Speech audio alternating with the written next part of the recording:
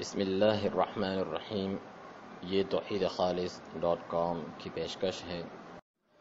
جس خاص جگہ یا دن غیر اللہ کے نام ذبح یا قربانی اور نظر و نیاز ہوتی ہے، وہاں اللہ تعالیٰ کے نام کی بھی نہ کی جائے۔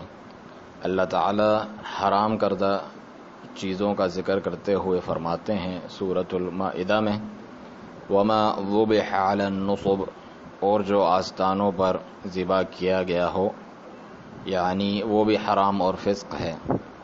رسول اللہ صلی اللہ علیہ وسلم سے ایک شخص نے بوانا نامی جگہ پر اللہ تعالیٰ کے نام کا ایک اونٹ ذبح کرنے کی اجازت طلب کی، جس کی اس نے اللہ تعالیٰ کے لیے نذر مانی تھی، تو آپ صلی اللہ علیہ وسلم نے دریافت فرمایا، هل كان فيها وثن من اوثان الجاہلیت یعبد، کیا وہاں جاہلیت کے اوثان میں سے کوئی وثن تھا جس کی عبادت کی جاتی ہو؟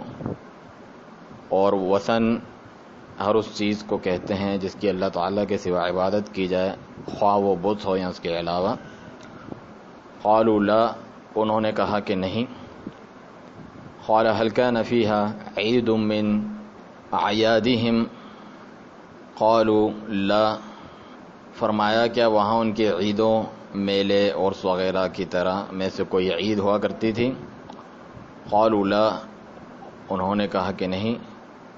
قال رسول اللہ صلی اللہ علیہ وسلم اوفی بنذرک، تب رسول اللہ صلی اللہ علیہ وسلم نے فرمایا اپنی نظر پوری کر لو۔ اسے امام ابو داود نے روایت کیا اور شیخ البانی نے اسے صحیح ابی داود میں صحیح قرار دیا۔